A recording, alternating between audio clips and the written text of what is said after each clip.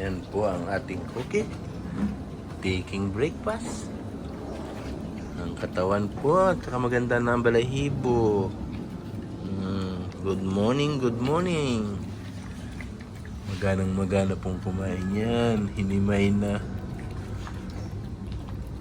bangus, rice, may malunggay, at meron pong tawa-tawa powder na ginagawa na naming maintenance niya for this month para sa kanyang total healing ng platelets. Si Cookie naman po ay palaging maganang kumain.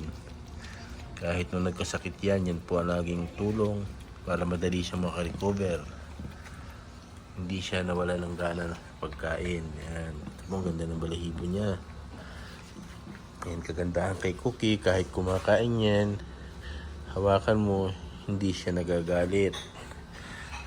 Ganyan kabait ang ating Cookie. Yan po, haba na ng balahibo. Malinis na linis po kung kumain yan. Good morning everyone.